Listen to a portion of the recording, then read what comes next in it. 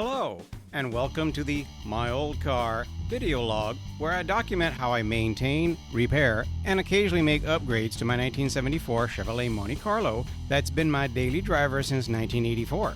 With dedication and tenacity, you too can make your first car your forever car and drive it forever. Today, I'll be adding a fuel return port to this Carter M6900 fuel pump that goes into my Monte Carlo. And I'm doing that so that way I can help deal with vapor lock. Now, excess engine bay heat is the most common cause of vapor lock, also known as heat soak. Now, during the initial few minutes after an engine is shut off, there's zero air movement, hence heat cannot dissipate from the engine bay. Fuel in the pump,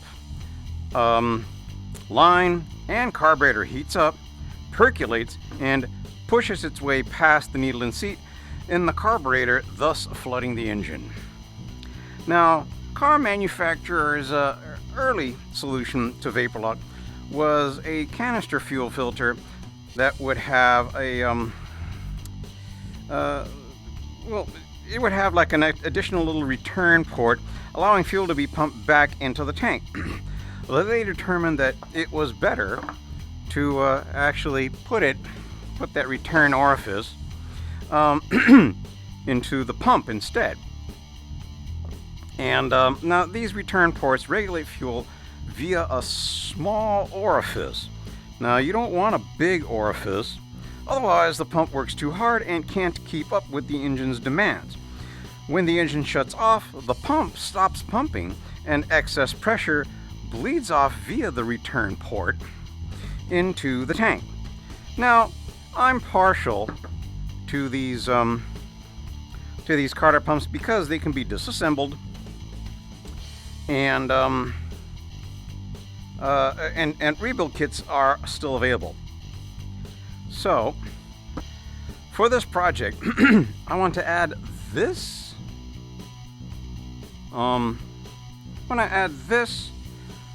Port to the pump. Now, I wasn't sure how I was going to do that until I saw this pump, which is for a 1970 to 71 Ford 429 Cobra Jet. Now, the casting next to the outlet port has it has an area that can accommodate a small port. But you can see, this one doesn't. So, now this is a Carter number 4907. The casting, and now the 4907 is already drilled and tapped for a 1/16th National Pipe Thread or NPT fitting. Now, the Carter 4842 is the same pump, but the casting in the valve body isn't drilled. Now, the only problem with this hose fitting is the inner diameter is way too big. So I'm going to use solder to plug the opening, then drill out the hole to a properly sized orifice. Now, if I had an undrilled valve body like the 4842, I could drill the orifice into the casting, then drill and tap this hole. See here? Check this out. Here we go. See how that fits? So, let's get to work. Now, I clamp this drill bit into the vise at a height such that when I slip this fitting over it, it'll create a pocket, and I'll be filling that pocket with solder.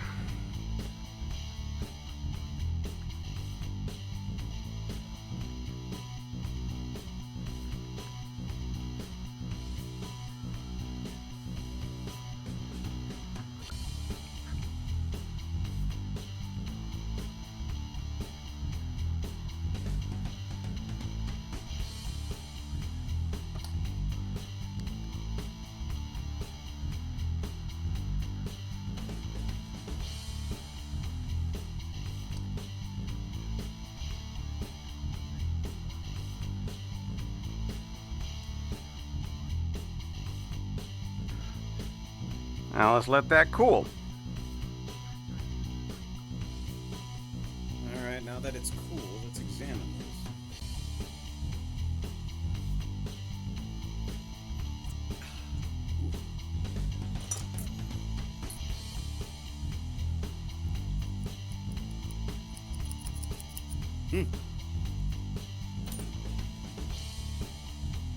Looks pretty good. Alright, let's go over to the drill press. And a nice small orifice in there. I clamped a 52 thousandths bit into this vise since the chuck can't accommodate such a small bit. And the fitting is in the chuck. Alrighty.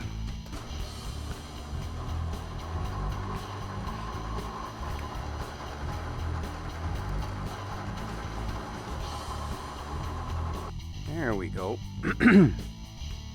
Alrighty, I'm going to go ahead and use this bit to sort of, chamfer this out here. Clean it up a little bit and chamfer from the inside as well. There we are. Looking pretty good. I think this has worked just fine. Okay, now I'm gonna take the valve body off of this Ford pump and swap it for the one off the 6900. Before I do that, I like to mark where the outlet is in relation to the pump body, so that way when it comes time to reassemble, I can clock the inlet and outlet ports appropriately. So let's start by taking apart the Ford pump. Now, so I don't mar these surfaces here, I like to put some, jaw, I don't know what they're called, jaw protectors, jaw covers, and then bolt this thing into place. Here we go, clamp it down.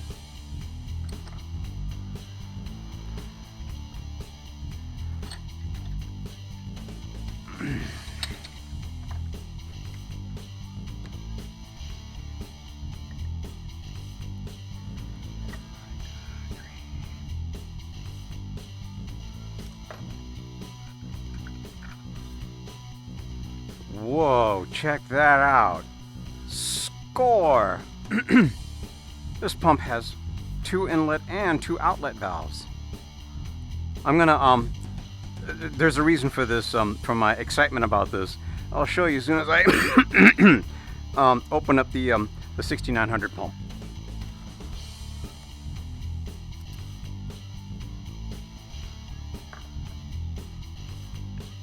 Alright, here we go. Check this out. Compare that with that. You can see this only has 3 valves, this has 4. So this one has 1 inlet valve and 2 outlet valves, whereas this has 2 inlet and 2 outlet valves. So yeah, I dare say this is a decent score, seeing how I've got twice as much flow going in. I'd say that's a decent upgrade. Now let's see about clocking this.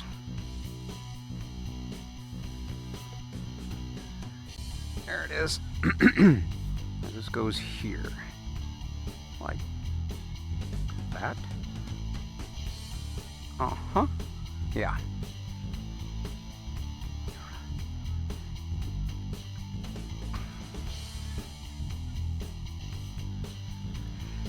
Now, when it comes to these pumps, one of the things that's important is you have to come on. Oh, wait a minute. go.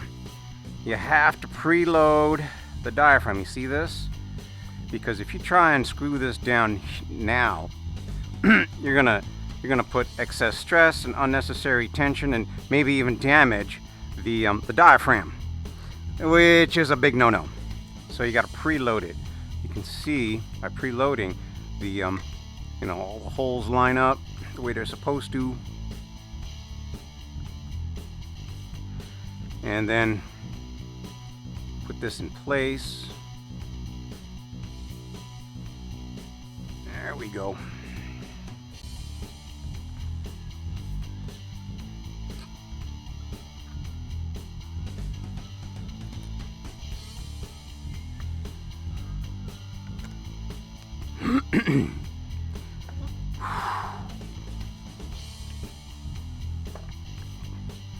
All right, let's bench test this now.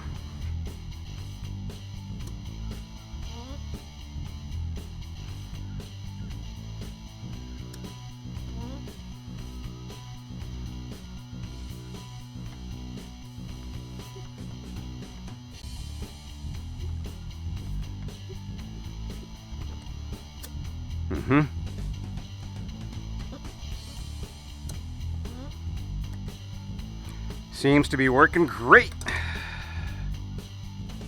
Now for the threads on the fittings, I'm using this Permatex Moto Seal gasket maker number 29132. This is specifically formulated to be fuel resistant. So let's go ahead and put these fittings in. Dang it, here we go.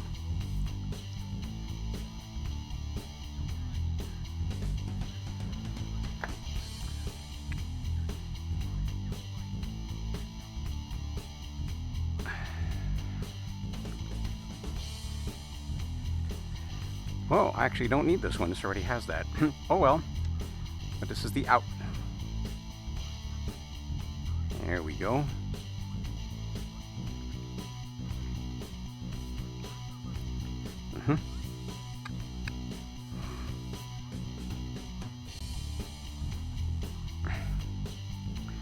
And then put a little bit on here.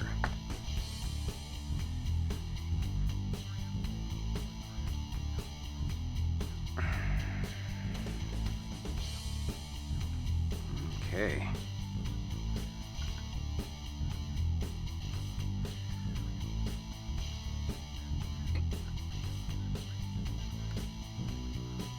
Whoopsie.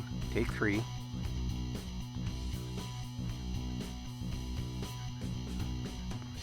Dang it.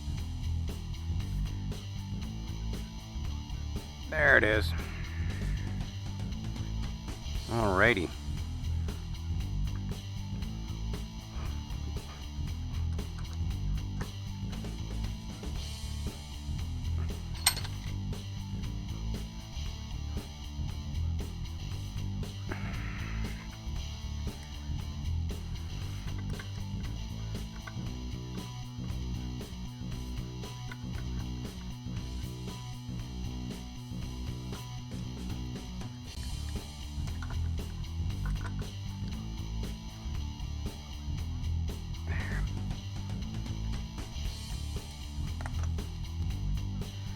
Okie dokie.